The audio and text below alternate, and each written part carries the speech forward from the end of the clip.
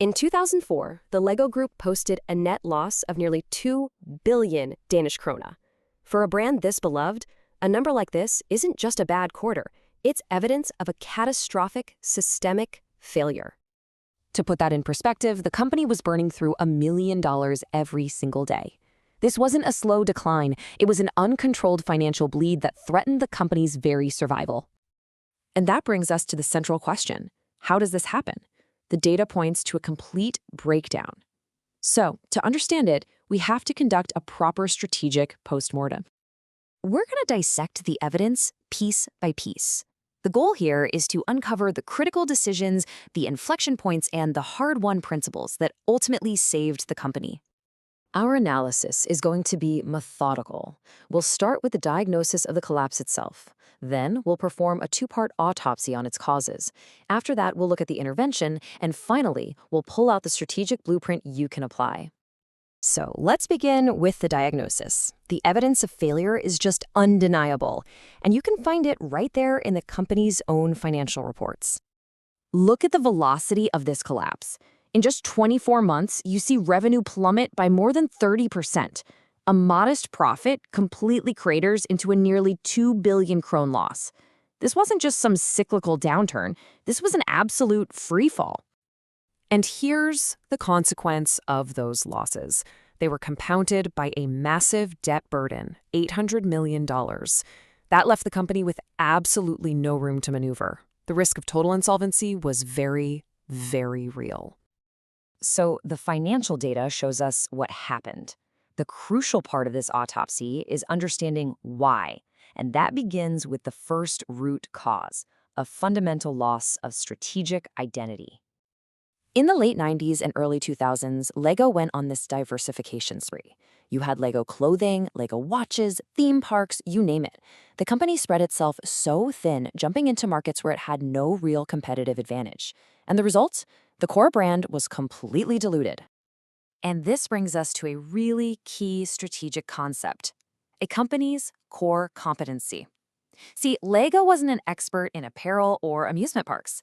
Its genius, its core competency, was designing and manufacturing a high-quality, interlocking brick system that sparked creativity. Every step it took away from that core just weakened the entire company. And here is a perfect textbook example of alienating your most loyal customers. They replaced the beloved Duplo brand with something called LEGO Explore. It just didn't connect. The company's own report from 2004 admits it never really caught on, which led to a huge loss of sales in that critical preschool market. They basically abandoned a proven identity for a failed innovation. You know, this loss of focus wasn't just external. It was happening inside the company too.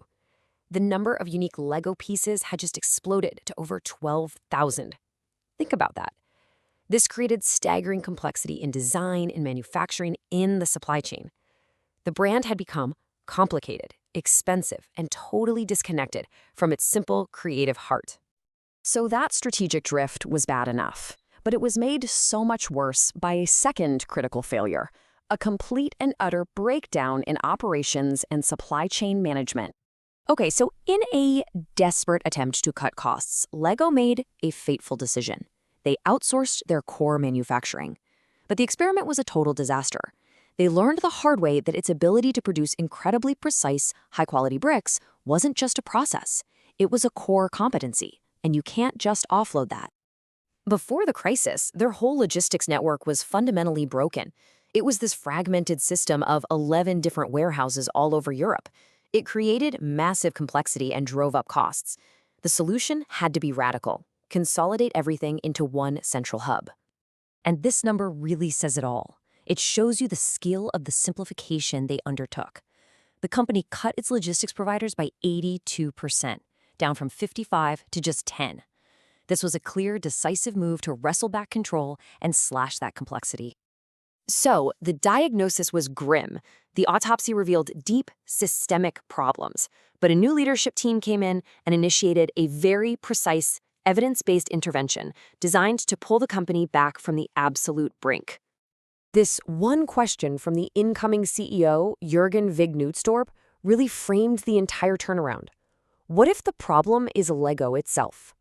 It was a profound admission that they had to fundamentally rethink everything about the company, not just tweak the model they already had. The action plan that followed was incredibly decisive. First, they sold off non-core assets like the LEGOLAND Parks to raise cash and slash their fixed costs. Second, they refocused relentlessly on the core product, the brick.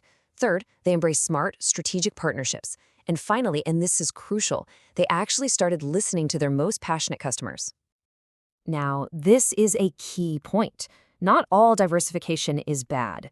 You see, unlike the failed clothing lines, the Star Wars partnership actually reinforced LEGO's core identity. It let kids build the stories and characters they already loved, which generated a massive 35% revenue boost and proved the new strategy was working. So the LEGO turnaround isn't just a fascinating story. It provides a timeless blueprint, a set of enduring principles for any leader in any industry. So let's distill this. First, protect your core identity. LEGO rediscovered it was all about the creative power of the brick. Second, master your operations. They learned that quality manufacturing was a non-negotiable competency. Third, build an ecosystem. The movies and games extended the brand without watering it down. And fourth, listen. The fan community became their greatest source of innovation. And that leads us to the final critical question that this autopsy poses for you. The LEGO story reveals that survival and success really depend on a crystal clear understanding of your fundamental strengths. So what is your organization's core brick? That one thing that defines your unique value, and what are you doing right now to protect it?